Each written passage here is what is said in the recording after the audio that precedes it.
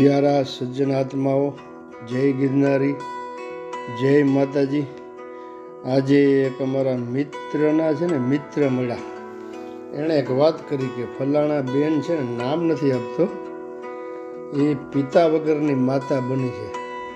એટલે અમે બધા બેઠા હતા, એટલે મેં કીધું એમાં કોઈ નવાઈની વાત નથી ભાઈ। મહાભારતમાં પણ છે, રામાયણમાં પણ છે અને ભાગવતમાં પણ છે।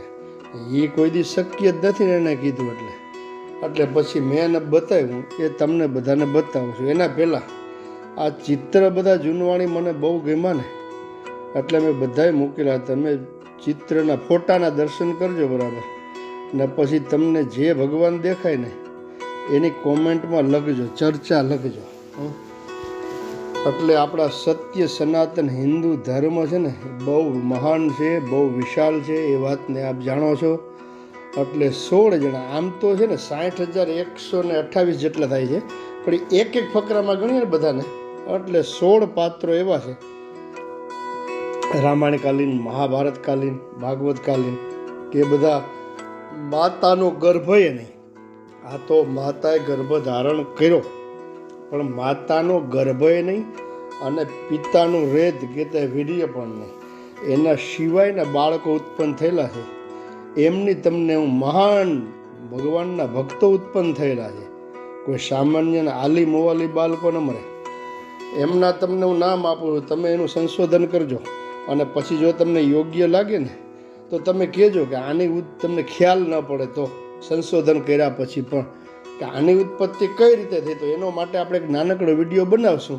એવા આપણે 16 થી 17 વિડીયો બનાવશું। જો તમે કોમેન્ટમાં લખશો ને કે આની ઉત્પત્તિ જણાવો, તો હું લખી વિડીયામાં બોલી શાસ્ત્ર સંમત મત સાથે તમને રજૂ કરીશ।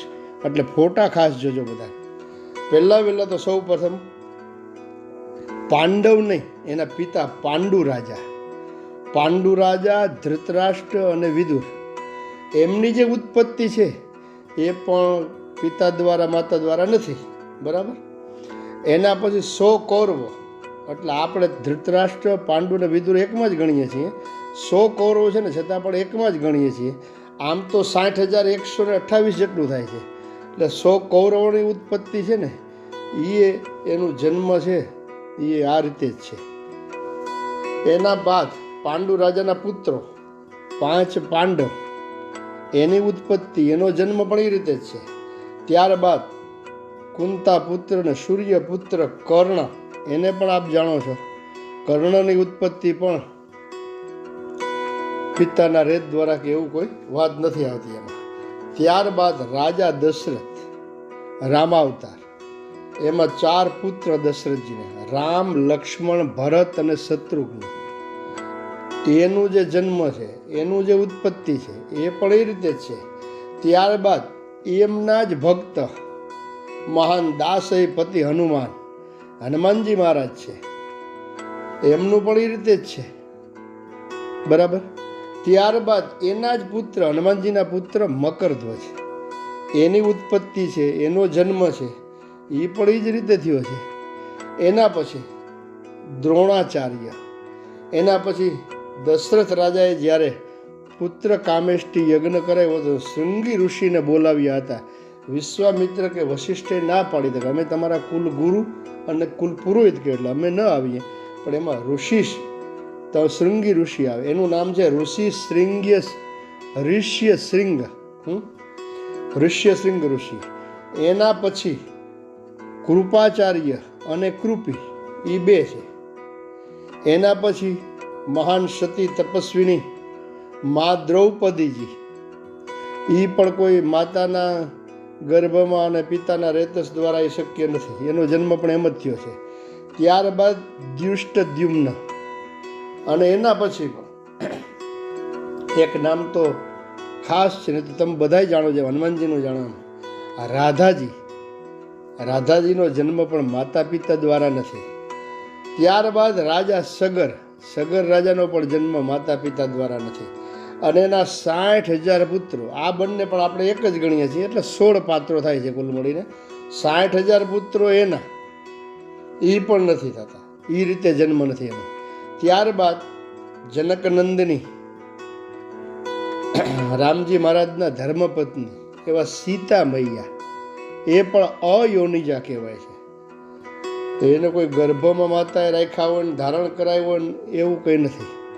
ત્યારબાદ મનુ અને શત્રુપા એનો પણ એ રીતે જન્મ નથી.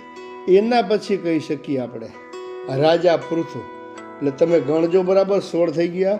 ધૃતરાષ્ટ્ર, પાંડુ ને વિદુર 1, કૌરવો 2, 5 પાંડવ 3, કર્ણ 4, રામ લક્ષ્મણ ભરત શત્રુઘ્ન 5, હનુમાનજી મહારાજ 6, મકરધ્વજ 7, દ્રોણાચાર્ય 8, ઋષિ ઋષ્ય શૃંગ 9, કૃપાચાર્ય અને કૃપી 10, દ્રૌપદી માતાજી 11, દુષ્ટદ્યુમ્ન અને દ્રૌપદી માતાજી બંને 11માં આવે.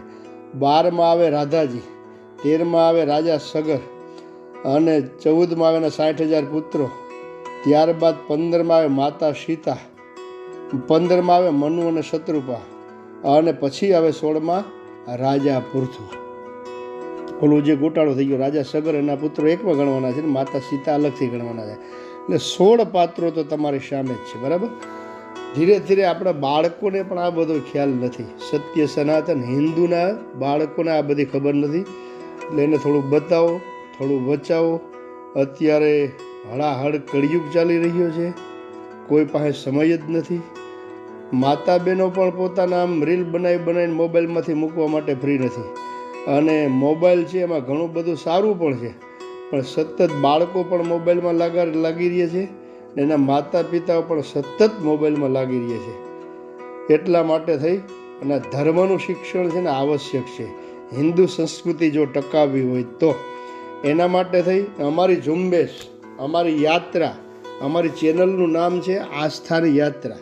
જો તમારે આવું જૂના બધા લેખો, વાર્તાઓ, કથાઓ, દેવ મંદિરો જૂનવાણી, નવા નહીં, નવાનો વિરોધ નથી મારો, નવા નહીં, જૂના દેવ મંદિરો, દેવાલય કંદરોની અંદર ગુફાઓ, ત્યારબાદ આશ્રમો, જંગલ, વન, પર્વત, સાગર, નદીઓ, સરોવરો, આવું બધું જો જોવા જાણવાની ઈચ્છા હોય તો અમારી ચેનલ છે ને તમે સબસ્ક્રાઈબ ખાસ કરજો. ભાઈ તમારા સગાવાલા છે, ઇષ્ટ મિત્રો છે, એમને પણ આ વિડીયો મોકલો તો એને પણ ખ્યાલ આવે કે આજ જે આ ટેસ્ટ ટ્યુબ બેબી ને ઓલી બેબી ને ફેલી બેબી ને બધા થાય છે ને એ તો હમણાં નીકળ્યું છે. પણ માતાના ગર્ભ વગર અને પિતાના વીર્ય વગર પણ આટલા સંતાનો ઉત્પન્ન થયેલા છે. નથી એમ નહીં, અશક્ય નથી. ત્યારે એ જમાનામાં પણ સત્ય ત્રેતા દ્વાપરની અંદર પણ આ બધું હતું. તો અત્યારે તો કળિયુગ છે અને વિજ્ઞાન ખૂબ આગળ વધ્યું છે. એટલે આવા સુંદર સરસ મજાના વિડીયો તમને અમે મોકલશું. પણ અમારી ચેનલ છે એનું નામ છે આસ્થાની યાત્રા. એને તમે સબસ્ક્રાઈબ ખાસ કરજો. શેર ન કરો, લાઈક ન કરો, એ તમારી ઈચ્છાની વાત છે. પણ તમારે જો જોવા હોય વિડીયો અને જૂનું પુરાણું બધું જોવું હોય તો અમારી ચેનલને તમે સબસ્ક્રાઈબ કરજો. વળી પાછા નવો વિડીયો લઈ આવીશ. આ વેદ, શાસ્ત્ર, ઉપનિષદ, મહાપુરાણ, રામાયણ, મહાભારત એમની અંદર આ બધાનો ઉલ્લેખ છે. જેટલું બોલ્યો છે ને 16 પાત્રોનો અત્યારે એ દરેક જગ્યાએ ઉલ્લેખ છે. એટલે તમે ગમે ત્યારે ગમે શાસ્ત્ર ખોલીને જોઈ શકો કે ધૃતરાષ્ટ્ર, પાંડુ, વિદુરની ઉત્પત્તિ કઈ રીતે થઈ, શાંતનુ અને સત્યવતી દ્વારા અને કેમ નહીં તમને ખ્યાલ હશે. પછી કૌરવની ઉત્પત્તિ કઈ રીતે, પાંચેય પાંડવની, કર્ણની, રામ લક્ષ્મણ ભરત શત્રુઘ્ન, હનુમાનજી મહારાજ એના મકરધ્વજ, આ રાધાજી, રાજા સગર એના 60,000 પુત્રો, માતા સીતા, શત્રુપા, મનુ અને શત્રુપા રાણી, આ બધાનો ઉલ્લેખ એમાં આપેલો છે. ફરી પાછા આપણે નવા વિડીયોમાં મળશું. ત્યાં સુધી વિરામ લઈએ છીએ. અમને રજા આપો. જય માતાજી,